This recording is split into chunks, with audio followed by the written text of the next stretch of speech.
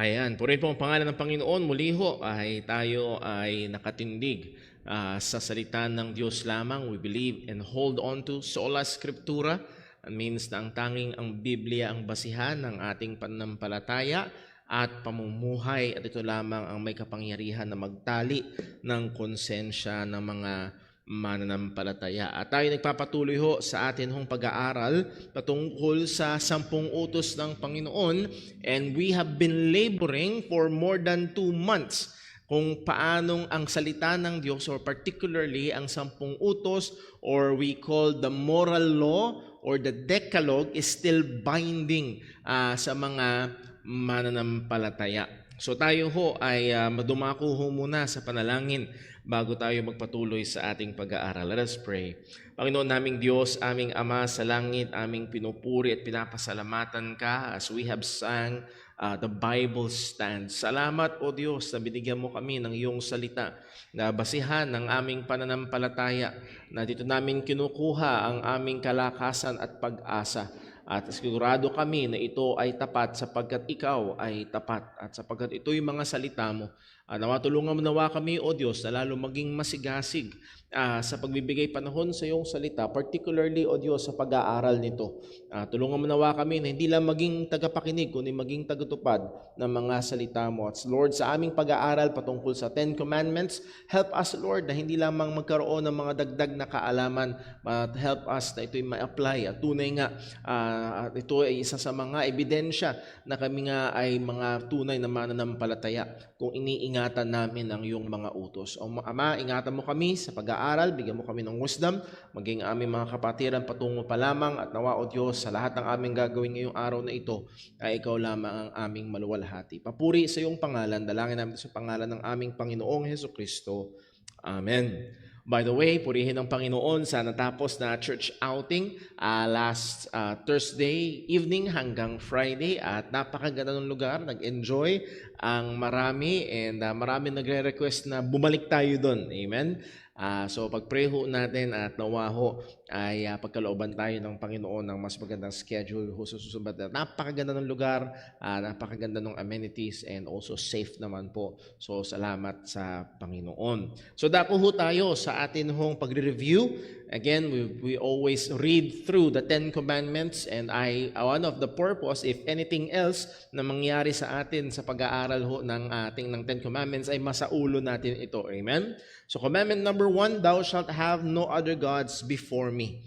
Commandment number 2, thou shalt not make unto thee any graven image. Number 3, thou shalt not take the name of the Lord thy God in vain. Number 4, remember the Sabbath day to keep it holy. Number 5, thou shalt honor thy father and thy mother. Number 6, thou shalt not kill or murder. Number 7, thou shalt not commit adultery. Number 8, thou shalt not steal. Number 9, thou shalt not bear false witness against thy neighbor, or huwag kang magsisinungaling. And then commandment number 10, thou shalt not covet. So I would like to encourage you, hopefully by the end of this year and the start of next year, ay kung meron man tayo isa sa mga achievements ay mapasok ang bagong taon na kabisado natin ang 10 utos ng Panginoon. So let's give some time para mabilis nating reviewin yung ating mga napag-aralan na. Sinamarize ng ating Panginoong Jesus ang Decalogue into 2. Ano yung dalawang command? Love the Lord thy God with all thine heart, with all thy soul, with all thy mind, and love thy neighbor as thyself. So ito yung summary ng 2 tables. Yung first table, 1 to 4, yung ating relasyon sa Diyos, and we must love God. And yung 5 to 10 ay yung ating relasyon sa ating kapwa, love our neighbor as we love ourselves. God gave His law for our good. Nakita natin yan. Hindi ito ibinigay para tayo ay pahirapan o pigilan. Yun ang kasinungalingan ng dyablo na ginamit kay Eva. Pero binigay ito ng Panginoon para sa ating ikakabuti. Now, again, isang magandang katotohanan, mahalagang katotohanan, the law is personal. The law is personal. Ang mga kautusan ng Diyos ay personal. Ito nagre-reflect sa katangian ng Panginoon. Therefore, bawat paglabag natin sa mga kautusan ng Diyos ay hindi lang basta, well, tao nagkakasala. No, taong nagkakasala laban sa Diyos. Ito ay personal. Number next, it will never pass away, particularly pertaining to the moral law. Walang panahon na pwede nang magsumamba sa ibang Diyos-Diyosan. Now, ngayong panahon, hindi na dapat mag-alay ng mga tupa sa templo. Nakuha niyo ho yun? So yung ceremonial law ay lumipas na. Ngayong panahon, hindi tayo inuutusan bilang mga mananampalataya, bilang church, na bitayin ang nagpa-practice ng homosexuality. Why? Because the church is not a state. Binigay na ito ng Panginoon sa human government. But the moral law, which is the Ten Commandments, it never passes away. And then nabanggitan natin ito yung tatlong division ng law na makikita natin sa kautusan. The ceremonial law, it pertains to sa temple worship. The civil law, it pertains to kung paano ginogovern yung komunidad ng mga mananampalataya ng lumang tipan. And then the moral law, kung paano tayo dapat mamuhay. And by the way, sa panahon ng bagong tipan, paano ginogovern ang komunidad ng mga mananampalataya? Well, it's through church discipline. So, hindi natin pwedeng kunin yung mga batas sa lumang tipan at i-apply sa bagong tipan. Marami tayong, baka every week, meron tayong binabato hanggang mamatay. But that is not the calling na binigay sa atin ng Panginoon. Number next, the moral law. Moral law acts as an enduring and just guideline for our relationships with God and with each other. Ito yung nagtatagal at patuloy na gabay natin sa ating relasyon sa Diyos at sa isa't isa. We see it commanded and even expounded by Jesus and His apostles as the basis of godly living for believers. Ito ay iniutos, inisa-isa natin niya ang 10 utos na yan. Inulit ito sa bagong tipan or an expression of it, and not just iniulit, kundi in-expound pa ang mga kautusan ng Panginoon na ito. So makikita ho natin na yes, ang ceremonial law and ang judicial law ay lumipas na, pero ang moral law ay hindi lumilipas. Hindi pa ito expired. More proper use of the law, merong tamang gamit ng kautusan. Merong tamang gamit ng kautusan. Sabi nga ni Apostol Pablo sa verse 8 na lamang, but we know that the law is good if a man use it lawfully. Ito ay mabuti kung ito'y ginagamit ng tama. So it implies na merong maling gamit ng kautusan. So dapat ang isang tao ay, lalo na kung number 7, kung siya magde-desire na maging tagapagturo, ay meron siyang tamang pagkaunawa kung ano nga ba ang gamit ng kautusan sang-ayon sa disenyo ng Diyos. And we categorize it into 3. That is a map, a muzzle, and a mirror. Ito yung tatlong gamit ng kautusan. As a map, it gives us proper direction and reveals the right way to live. Pinapakita nito yung tamang direksyon ng buhay. Pinapakita nito yung tamang daan na dapat nating lakaran bilang mga mananampalataya. We are not left na manghula na okay lang ba sa Kristiyano ang maraming asawa o dapat isa lang. That's not up for debate. Malinaw ang salita ng Diyos. Ito yung mapa natin na dapat nating tahakin. Ano man ang kultura, ano man ang sinasabi ng nasa paligid o ng mundo, ang ng direksyon sa atin ay ang salita ng Diyos. Redeemer and Creator has the authority to set the standards for the way we live. Actually, isa ito sa mga mahalaga at matalinong argumento pagdating sa existence ng Panginoon. Meron tayong moralidad.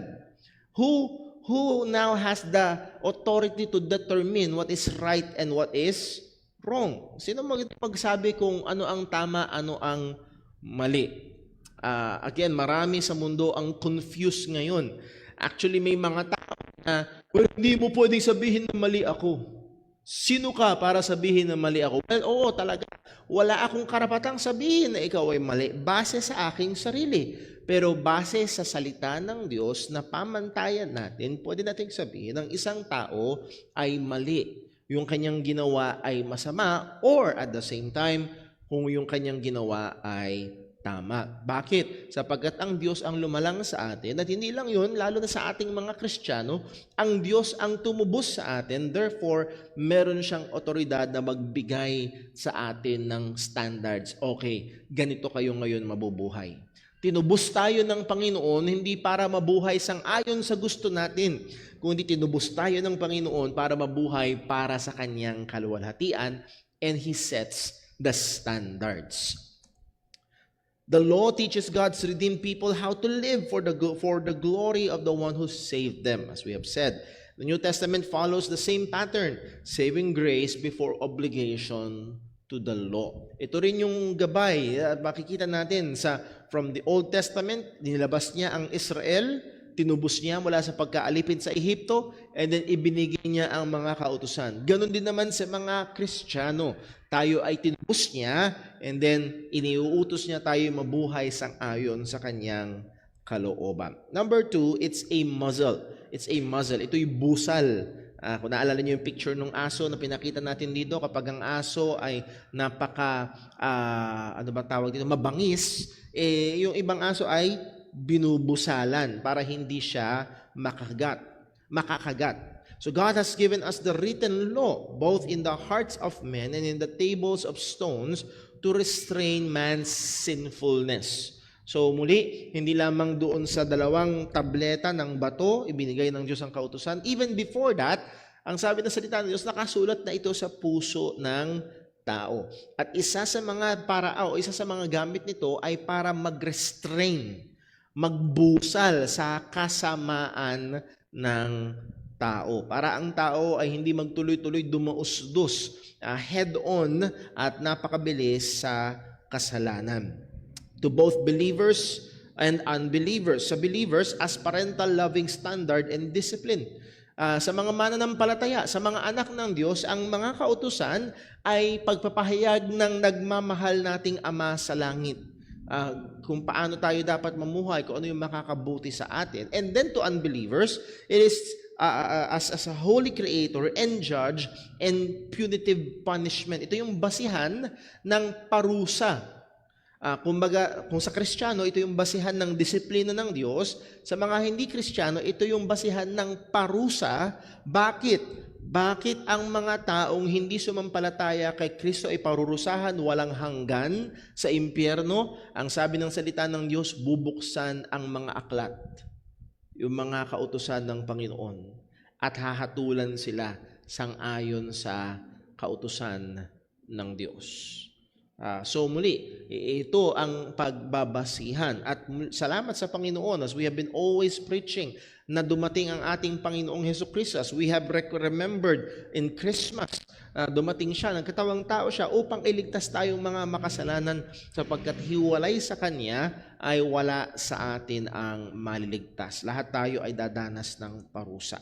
And then number 3, napakahalaga, as a mirror, bilang salamin. Isa sa mahalagang gamit ng kautusan ay salamin, at ang trabaho ng salamin ay i-reflect kung ano talaga ang estado o kalagayan natin.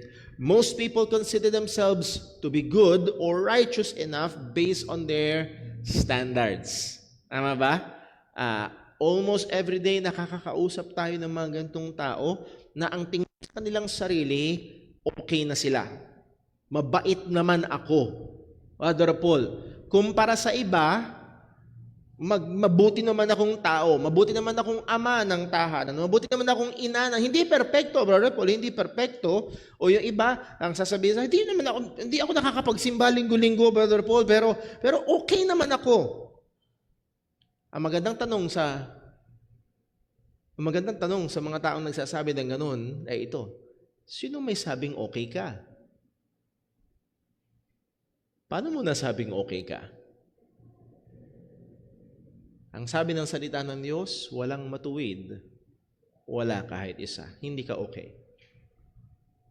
Ang sabi ng salita ng Diyos, sapagkat ang lahat ay nagkasala at hindi nakaabot sa kaluwalhatian ng Diyos. Kahit anong kumbinsi mo sa iyong sarili na okay ka, ang maliwanag na sinasabi ng salita ng Diyos, ng kautusan, ang ipapakita ng kautusan ay hindi tayo okay. Point, the law is a God-given means to help us see and acknowledge our sinfulness. Ito, sa awa ng Diyos, ibinigay niya ang kautusan, hindi para gawing hagdan natin patungo sa langit, kung hindi para ipakita sa atin at ma-acknowledge natin ang ating pagiging makasalanan. Romans 3:20, therefore, by the deeds of the law, there shall no flesh be justified in His sight. Sa pamamagitan ng pagsunod sa kautusan, sa pamamagitan ng iyong performance, walang taong aariing ganap sa harapan ng Panginoon. Why? For by the law is the knowledge of sin. Ang trabaho ng kautusan ay ipakita sa iyo, ipaalam sa iyo na ikaw ay o tayo ay makasalanan.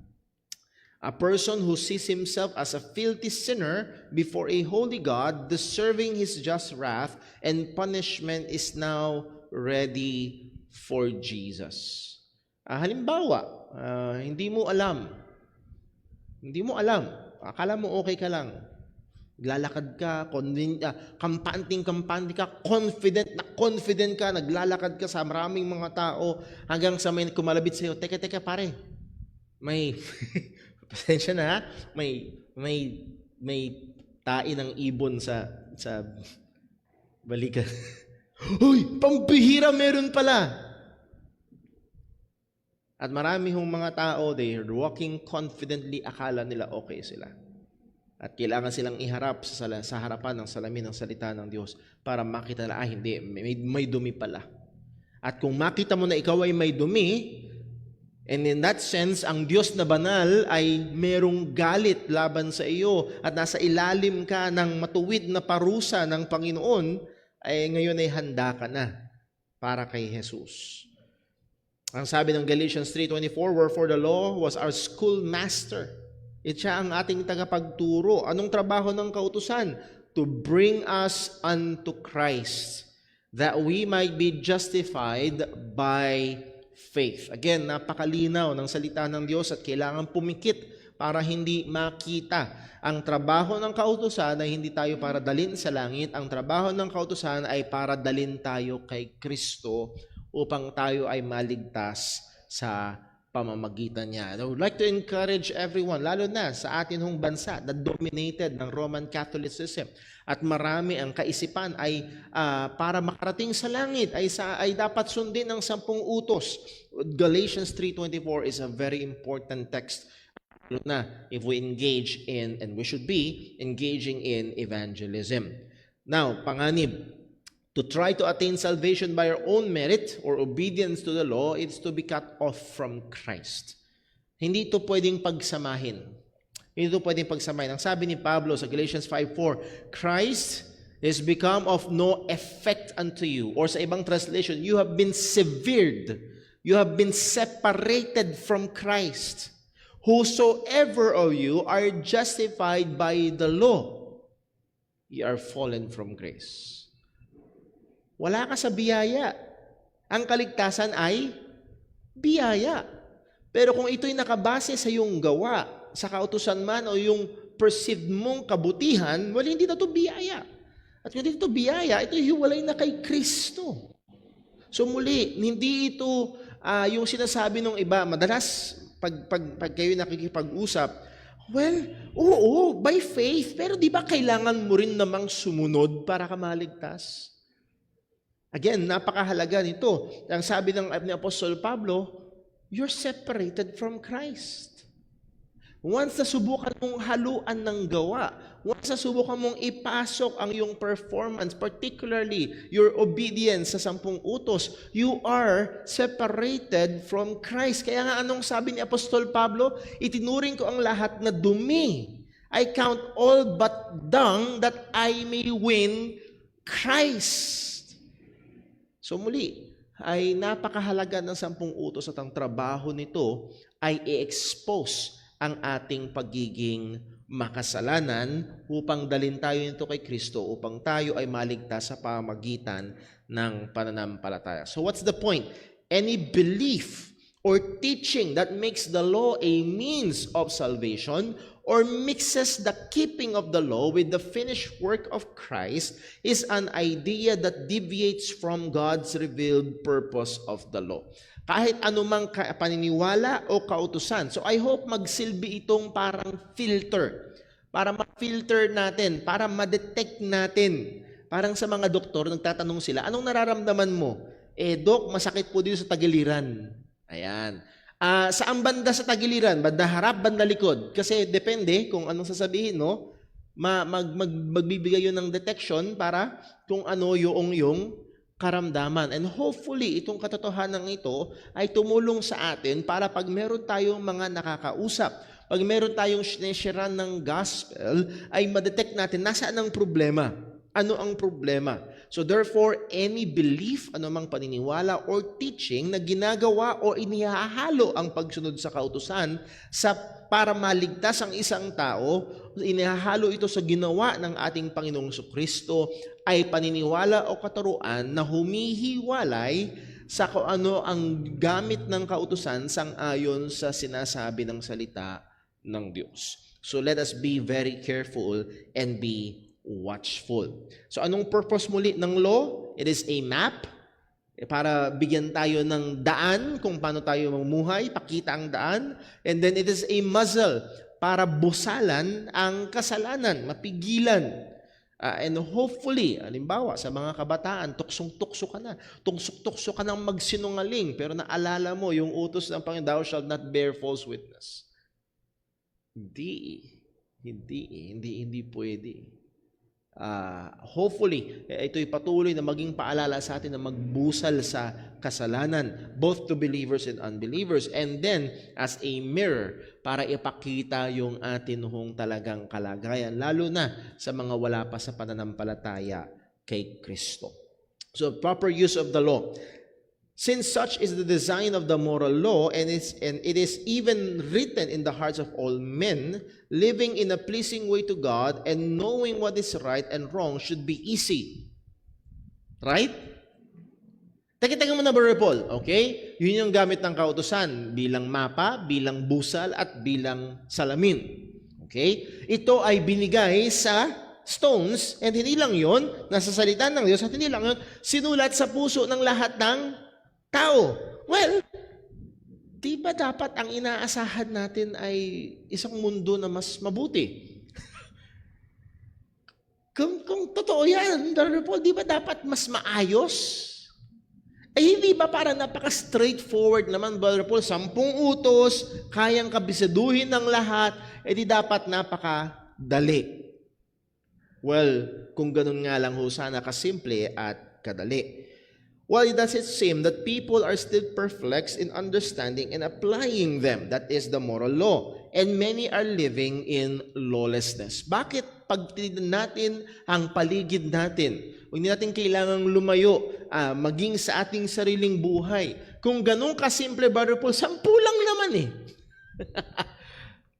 Bakit parang napakahirap? What is natin yung parang? Napakahirap.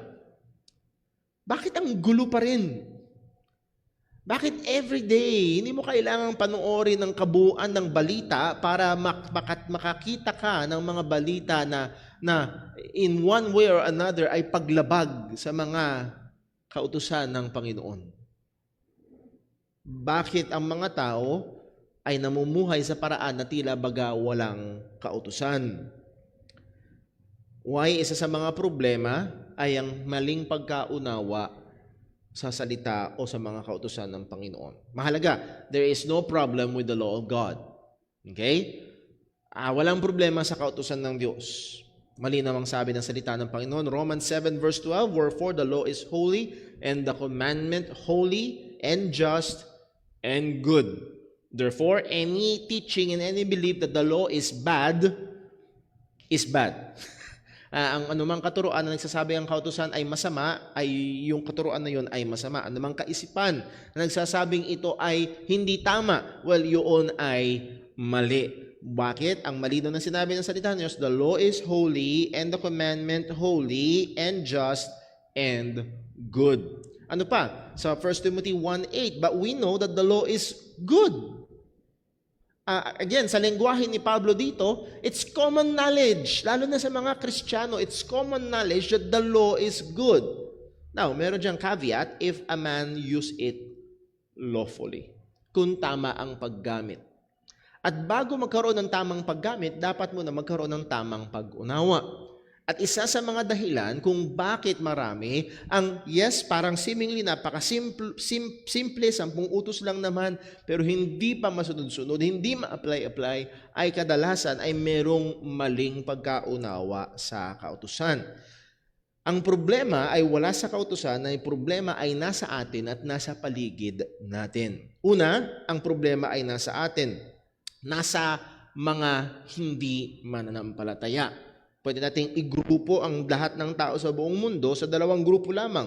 Ang mga mananampalataya ng Ebanghelyo at ang mga hindi mananampalataya ng Ebanghelyo. And in both ways, may problema sa loob. Sa mga hindi mananampalataya, ang sabi ng salita ng Diyos, because the carnal mind is enmity against God.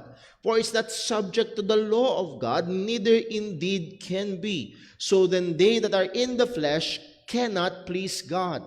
Ang tawag ho dito ay yung doktrina ng total depravity ng tao. Na ang tao ay totally depraved. Ang bawat sulok, walang bahagi, walang part ng tao na exempted sa korupsyon ng kasalanan. It does not pertain to the intensity ng kasalanan. Iba-iba ang intensity, but to the, anong salita? Nawala yung salita sa isip ko.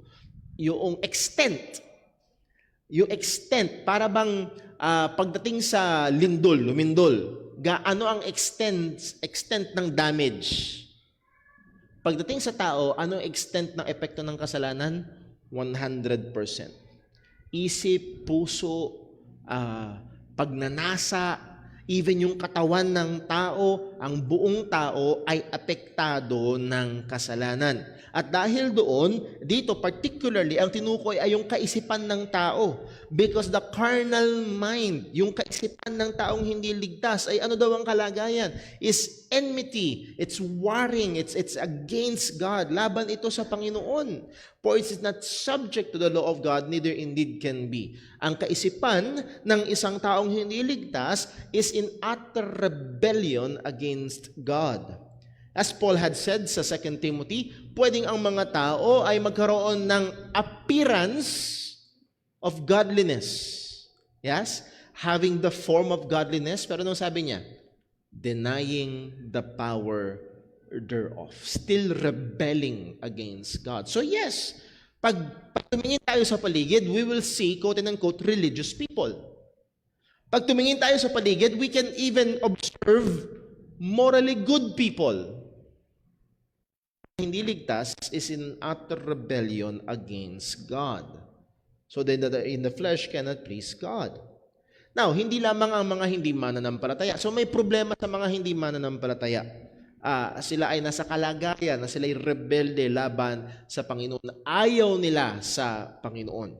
Hindi lang yun, maging sa mga mananampalataya. Kahit na tayo ay Kristiyano na, yes, tayo ay niligtas na. Ang sabi ng salita ng Diyos, tayo hinugasan na, tayo ay sanctified na ng Diyos by grace through faith sa ating Panginoong Hesukristo. But the fact still remains, ang sabi ng salita ng Panginoon, 1 Corinthians 6:9, know ye not that the unrighteous shall not inherit the kingdom of God? Be not deceived, neither fornicators, nor idolaters, nor adulterers, nor effeminate, nor abusers of themselves with mankind, nor thieves, nor covetous, nor drunkards, nor revilers, nor extortioners shall inherit the kingdom of God. Pagdating sa verse 11, and such were some of you. Ganon ang ilan sa inyo dati.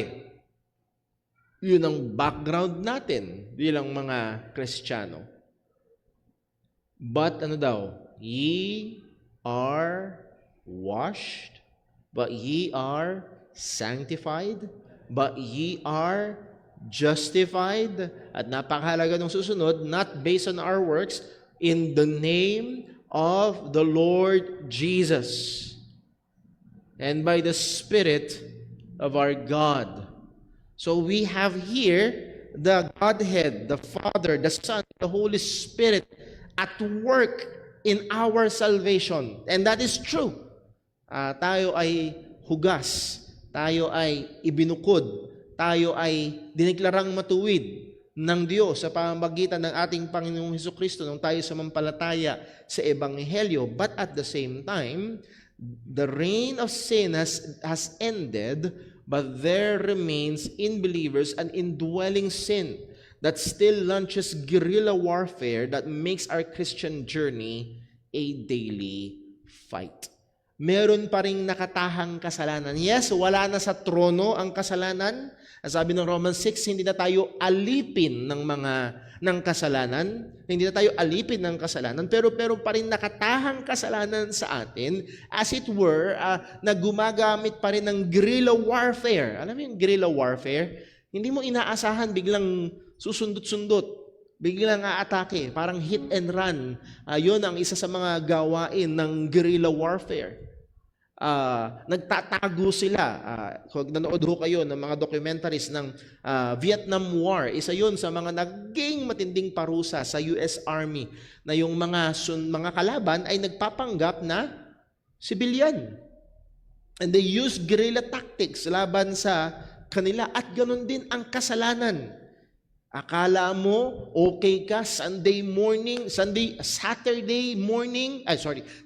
evening, nagbasa ka ng Bible, nagpray ka, Lord, tulungan mo po ako maging handa sa pagsamba bukas, it's the Lord's Day, and you woke up Sunday morning, you feel refreshed, naging maganda ang gising mo, paglabas mo ng pintuan, paghakbang mo, aray ko! Nakakalat yung laruan ng bata.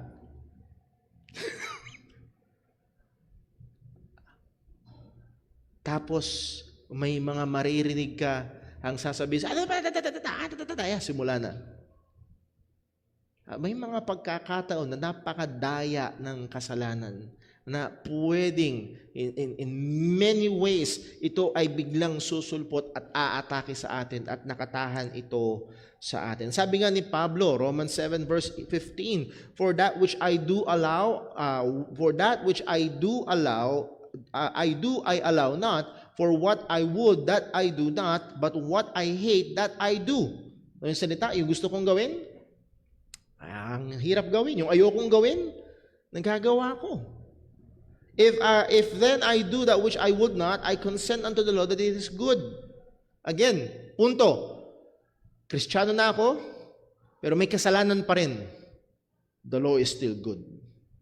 We still need the law. Verse 17, Now then, it is no more I that do it, but sin that dwelleth in me. Kahit sa isang Kristiyano, may nakatahan, totoo, legit, genuine na totoong Kristiyano, may nakatahan pa ring kasalanan.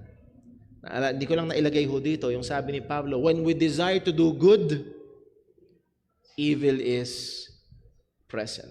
As we have said, even right now, as we desire to worship God, wag nating isipin na merong magic force field sa church building na ito, na nahandyan yung masamang espiritu sa paligid mo, nung pagpasok mo sa pintuan ng church, biglang, hindi sila makasunod sa iyo dito sa loob. No. Even in our holiest of moments, doon pa rin ang nakatahang kasalanan. Kailan lang mawawala yon? Pag kinuha na tayo ng Panginoon or pag dumating na ang ating Panginoong Jesucristo.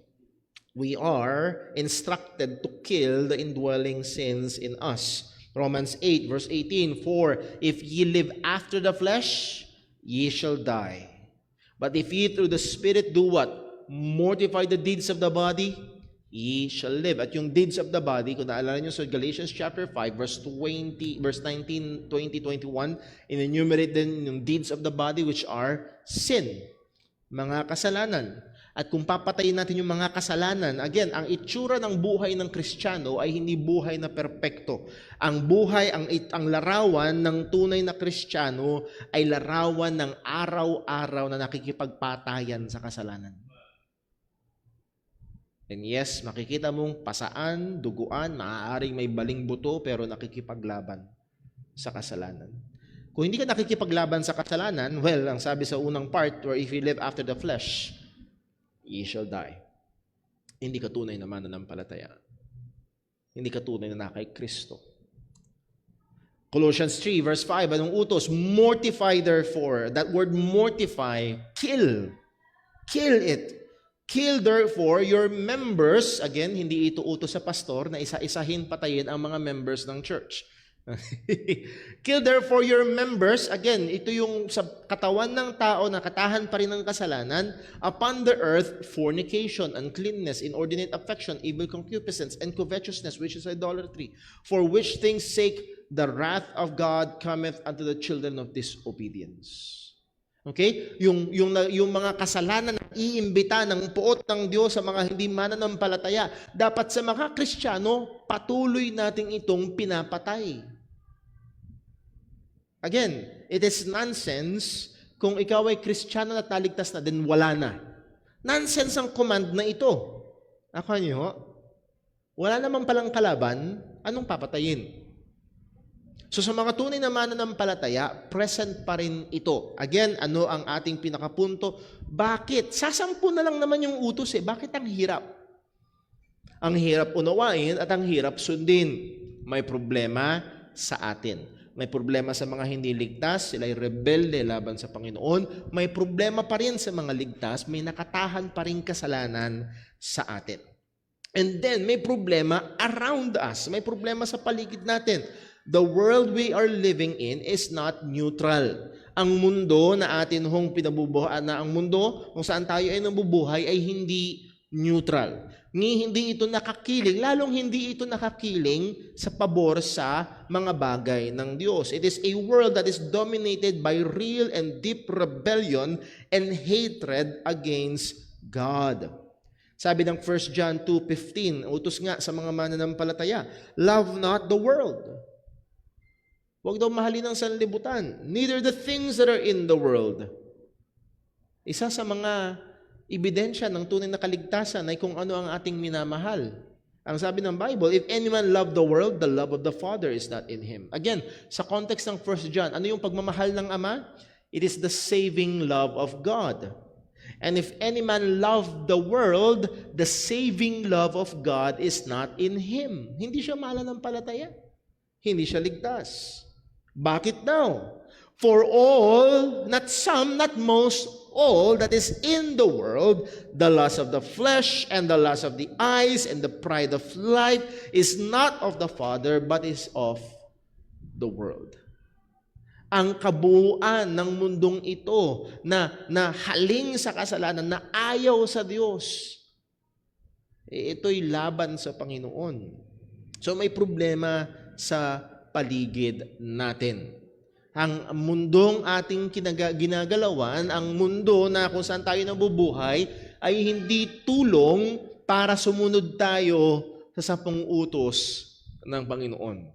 Ito ay kontra. Sabi ni John sa John chapter 3 verse 19, and this is the condemnation, that light is come into the world. Hindi yung kakulangan ng liwanag ang problema. Nung dumating si Jesus, hindi yung kakulangan ng mirakulo, ang daming ang mirakulo. Hindi yung labo ng pangangaral. Sa sobrang linaw ng pangangaral ni Jesus, gusto nilang batuhin si Jesus hanggang mamatay. Ang problema ay ito, men love darkness rather than light because their deeds were evil. Ayaw nilang lumapit sa kautusan. Ayaw ng mundo sa kautusan, sa liwanag ng Panginoon. Ayaw nila kay Kristo. Bakit? I-rebuke nito ang kasalanan ng sanlibutan. The world cannot hate you, but, wala. Isa ibang verse ito. Sa John, gusto ko sabihin John 14 verse 7 ito. Sorry po. Malamang John 14 verse 7. Ang sabi ni Jesus, the world cannot hate you, but me it hateth, because I testify of it, that the works thereof are evil. Mga kapatid, mga kaibigan, ito ang simpleng katotohanan. The world hates Christ. The world hates Christ, therefore it hates Christians. Wala nang ibang relihiyon pa ang most persecuted sa mundo kung hindi ang Kristyanismo. Wala na.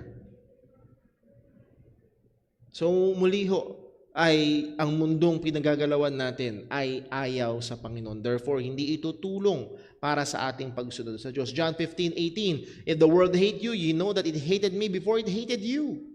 If ye were of the world will love his own. But because ye are not of the world, but I have chosen you out of the world, therefore the world hateth you. Muli, hindi neutral ang sanlibutan. Hindi neutral ang sanlibutan. Kung ikaw ay tunay na mananampalataya, expect hatred. And yes, I'm not belittling yung sakit, yung hirap, yung bigat kapag dumadaan sa persecution. Brother Paul, bakit ganun yung mga kaklase ko? Bakit ganun yung mga kaibigan ko? Bakit ganun yung mga kamag-anak ko? Bakit ganun yung pamilya ko? Well, the world would love its own. But we are not of the world, sabi ni Kristo. But He has chosen us out of the world. This world is not neutral. Aside from the sin in us and around us, one of the leading causes of misapplying the law is a deep ignorance of it. So nakita natin, may kasalanan, may problema sa atin, sa loob ng tao, sa mga hindi mananampalataya, yung pusong rebelde sa Diyos, sa mga Kristiyano, yung nakatahan pa rin kasalanan. May problema sa paligid natin. Ang mundong ito ay ayaw sa Panginoon at padaos-dos sa kasamaan. Pasama ng pasama. Now, bukod doon, isa pa sa mga leading causes ng misunderstanding and leads to misapplying the law of God is deep ignorance. Malalim na pagiging ignorante sa mga kautusan ng Panginoon. Deficient understanding of the law.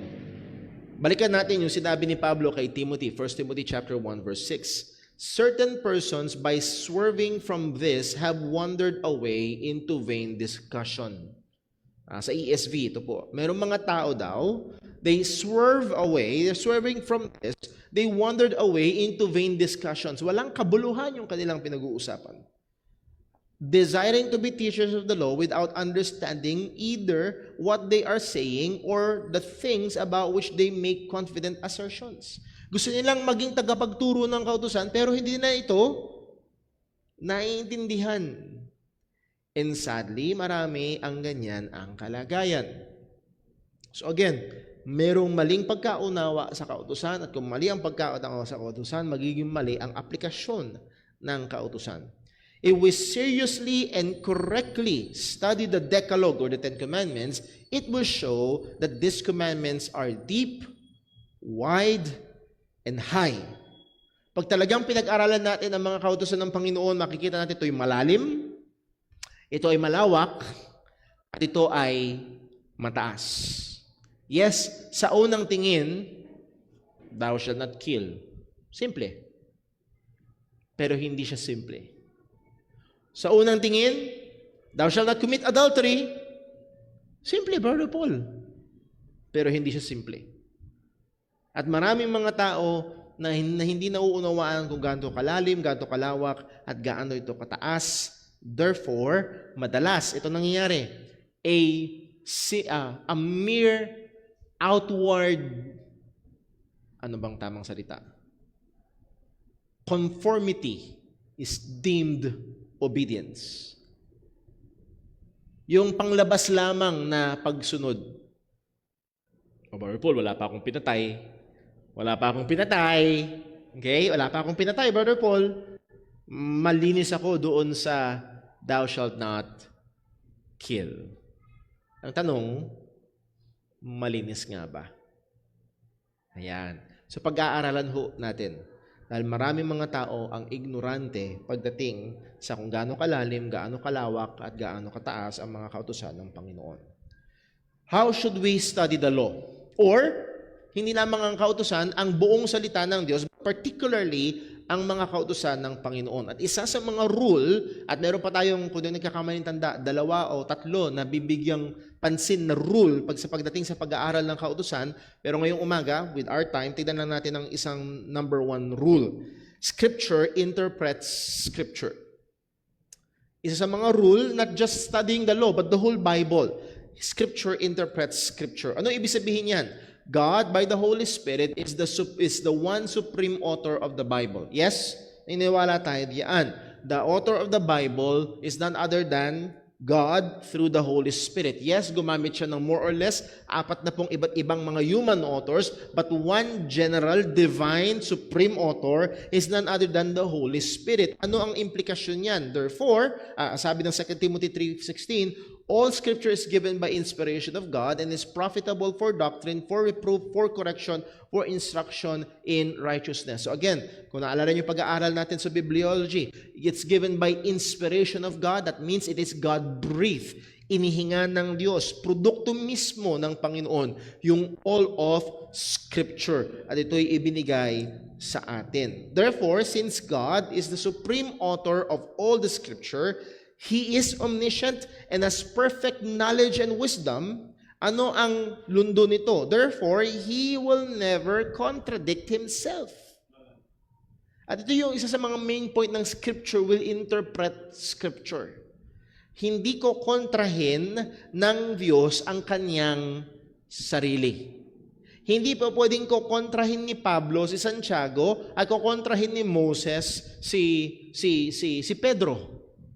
Hindi uubra.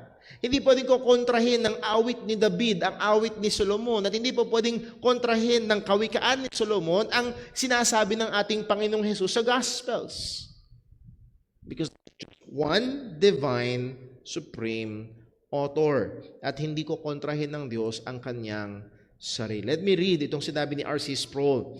At the time of the Reformation, to stop unbridled, speculative, and fanciful interpretation of Scriptures, nung panahon daw ng Reformation, para daw mapigilan yung kung, paano bang tamang salita?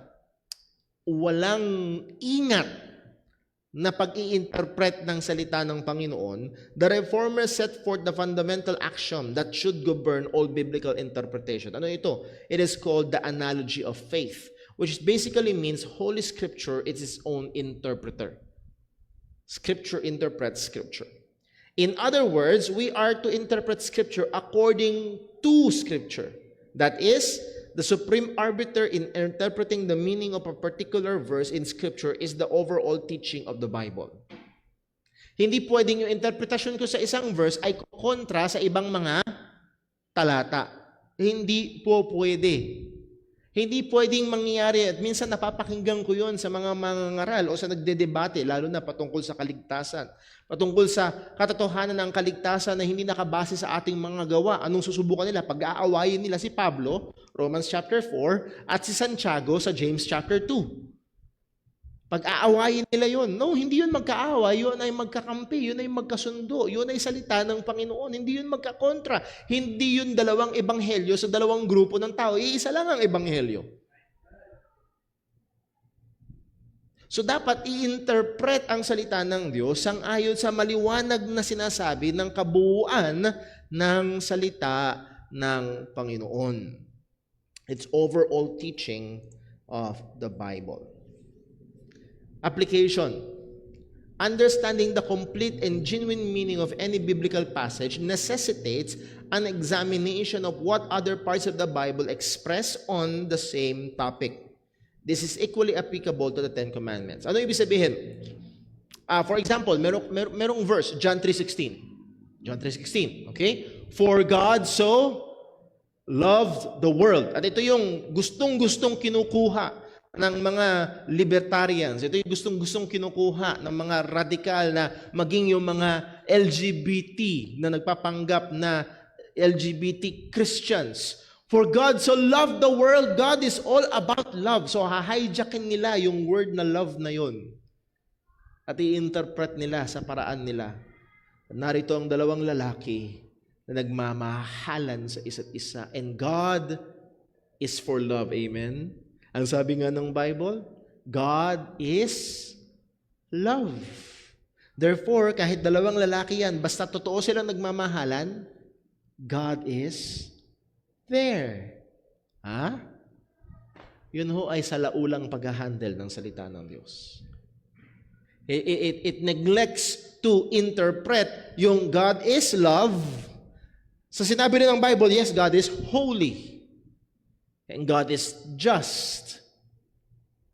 And also, sa pagiging just and holy ng Diyos, merong mga partikular na kasalanan ng mga kinamumuhian ang Panginoon.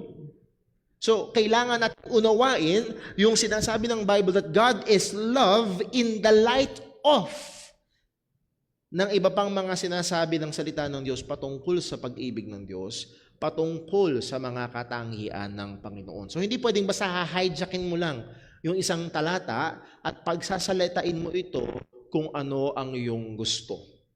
Kailangan ito ay unawain at iinterpreta sa liwanag ng kabuuan ng sinasabi ng salita ng Diyos. That's what it means when we say analogy of faith or Scripture interpret Scripture.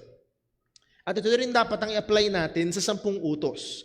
Again, quoting R.C. Sproul, we want always to interpret the Bible in such a way as to not violate the basic principle of Scripture's unity and integrity.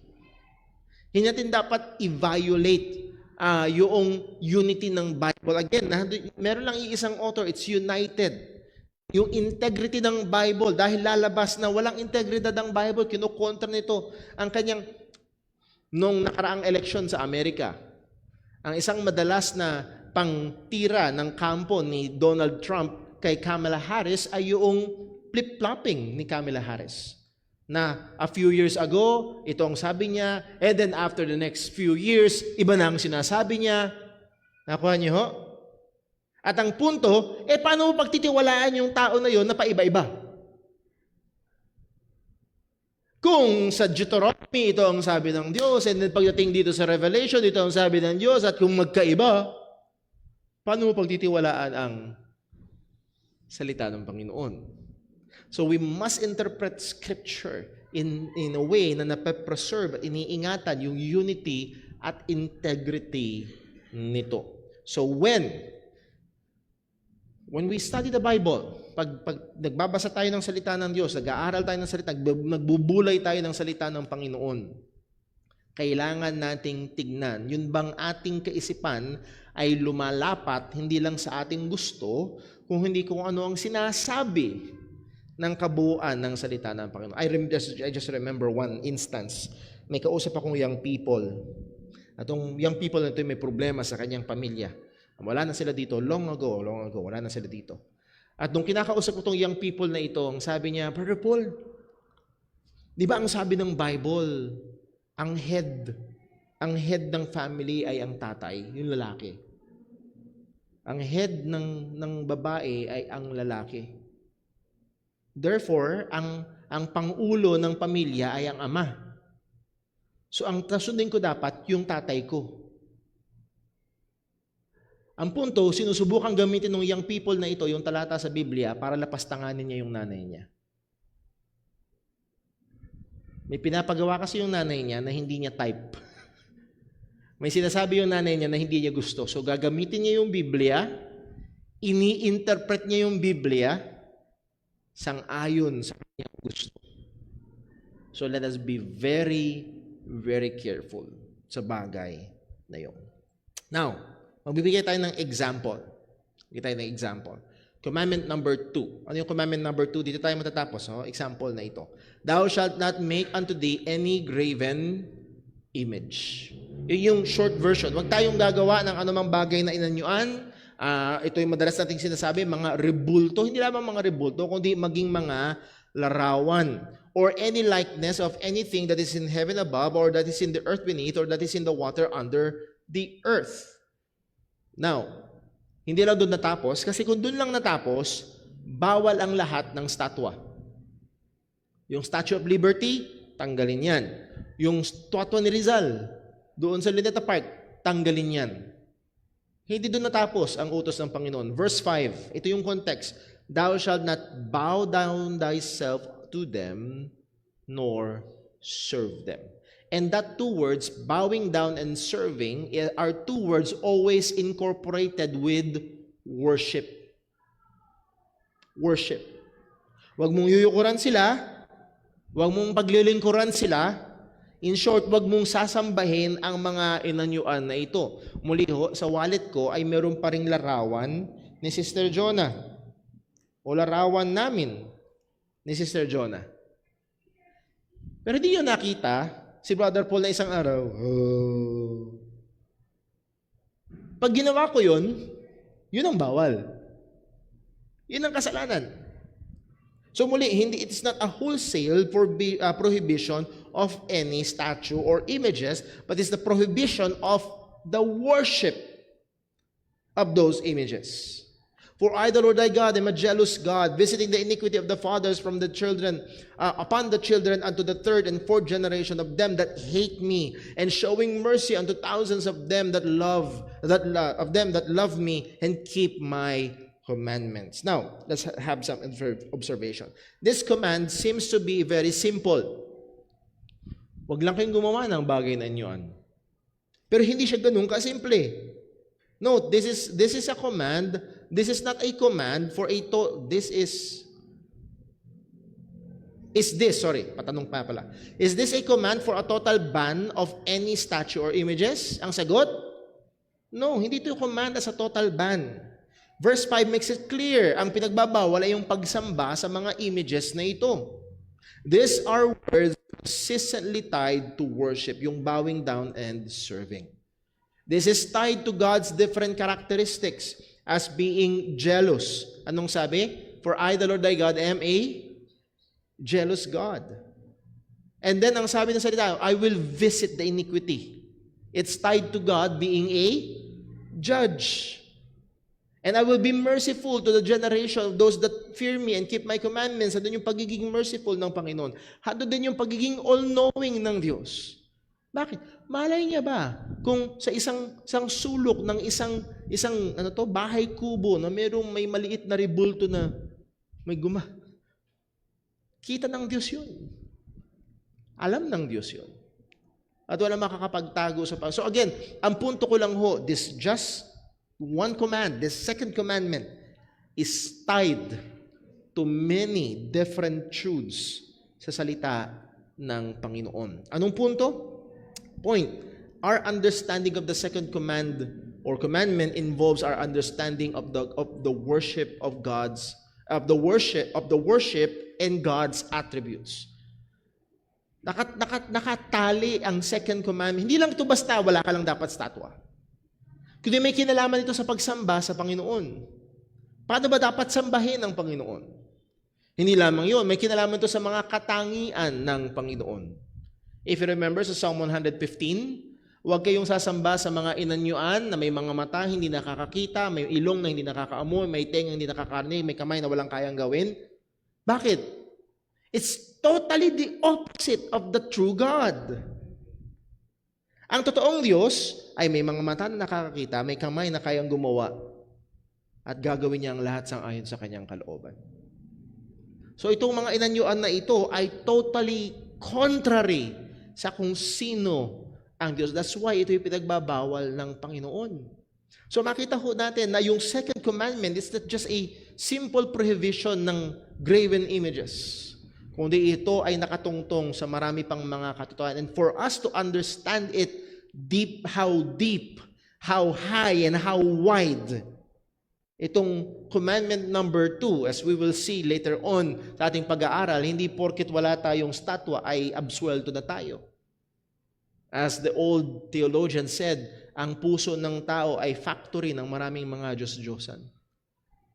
Napakaraming mga kung ano-ano nating sinasamba, pinaglilingkuran, nabubuhay tayo para sa, walang statwa, pero sa puso at isip natin, nabubuhay tayo para sa mga bagay na yun at hindi sa Panginoon. So muli, kailangan nating bigyang atensyon ito. Ang punto natin, bakit tila baga napakasimple 10 utos, pero hindi nasusunod, hindi nagagawa. Isa sa mga dahilan ay merong maling pangunawa.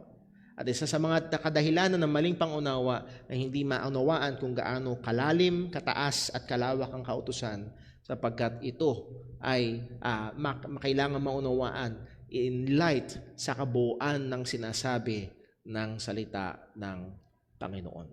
I hope na we're looking forward na we will understand, lalo na pagdating sa Matthew chapter 5, kung paano in-expound ng ating Panginoong Jesus ang ilan sa mga kautusan na ito, at nawa tulungan tayo ng Panginoon na tunay nga ito ay maging mapa maging busal, at maging salamin ng ating mga buhay. With that, meron ba may tanong?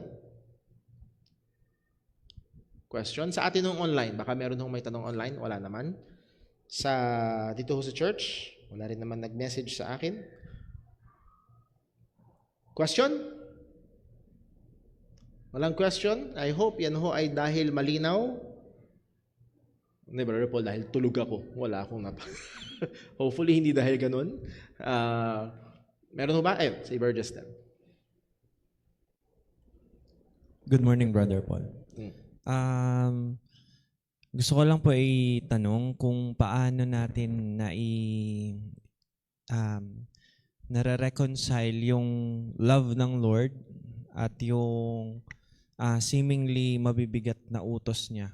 Para sa ating mga makasalanan, syempre mabigat yung mga utos at ayaw natin sumunod. Pero paano natin nare-reconcile yung pagmamahal ng Diyos na yun, yung habag ng Diyos? Tsaka yung kautusan niya na mabigat para sa atin sundin. Ang malinaw na sinabi na salita ng Panginoon, kung hindi nagkakamali si Peter nagsabi, His commandments are not grievous. Hindi mabigat ang mga kautusan ng Panginoon. Now, paano natin marireconcile? Isa sa mga hindi mangyayari ay ma-reconcile ito lalo na sa mga hindi mananampalataya.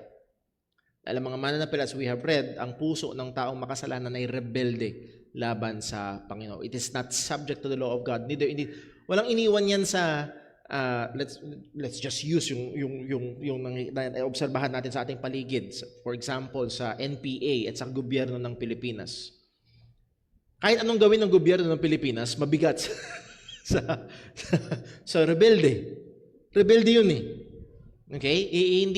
So there must be first peace. Kailangan mo nang mayroong pagkakasundo. Now, pagdating sa hindi mananampalataya, hindi yun ma-reconcile. Mabigat yun sa kanila, ayaw nila, kahit yung mga simpleng kautusan ng Panginoon, at best ay pwede lang gawin ito outwardly, pero hindi nagmumula sa pagmamahal sa Panginoon. Now, next, Kristiyano na. Tingin ko, makamas doon yung question mo. Kristiyano na tayo. Now, isa sa magpapahirap, as we have studied, ay meron pa ring indwelling sin. Pangalawa na magpapahirap doon ay merong ignorance. Baka mamaya meron tayong mga kaisipan na nakatanim sa atin, na kinalakihan natin, na again, nung naligtas naman tayo, hindi agad nawala agad lahat ng mga maling paniniwala. Isa sa mga bagay na maaaring magpahirap sa atin, meron tayong maling paniniwala na kailangan at unti-unti tayong lumalago doon, kung dito tututo. Maaaring magpahirap ay yung kultura na kinagagalawan natin. For example, Kristiyano ka. Naligtas ka. Ikaw ay naligtas. Kristiyano ka, naging Kristiyano ka. Pero ikaw ay nagtatrabaho sa isang bar. As in, hindi magandang bar. As in, yung immoral na bar. Ngayon, it will be a struggle para sa Kristiyano na sa kanyang kinalalagyan. And again, there could be thousands of different situations na maaaring magpahirap. That's why, napakahalaga na maunawaan natin ang mga kautusan ng Diyos. And as we learn, isa pang halimbawa, manggagaling tayo doon sa ignorance. Halimbawa, sa isang lalaki dyan sa mundo, akala niya okay lang na magpantasya sa mga sexy. Ginagawa ng lahat eh. Pinopromote pa nga eh. Diba? Yun ang ginagawa nila. Pero nung naging Kristiyano na, baka mamaya hindi agad. Maaring hindi agad. Pero habang nag-aaral siya ng salita ng Diyos, makikita niya, pambihira, mali pala. Kapag isang lalaki pala ay tumingin sa isang babae at nagnasa, siya'y nangalo niya. Ganun pala kabigat. Itong entertainment ng sanlibutan ay karumal-dumal sa harapan ng Panginoon. So there will always be that struggle. So maaaring kinalakihan niya yun, or maaaring yun nga, meron pa rin indwelling sin, or maaaring meron siyang misinformation. That's why it can be at times na parang ang bigat lalo na kung nakasanayan yung mga bagay-bagay. Nevertheless, ang magandang katotohanan, ang sabi ng salita ng Diyos, tayo'y pinalaya na mula sa kapangyarihan ng kasalanan. Nakatahan sa atin ng banal na Espiritu at siya'y gumagawa sa atin upang patuloy tayong baguhin sa wangis ng ating Panginoong Hesukristo. Thank you very much. I hope na natin yung tanong ho na yun. Well, with that, tayo ho ay dumako na sa ating break time. Let us pray.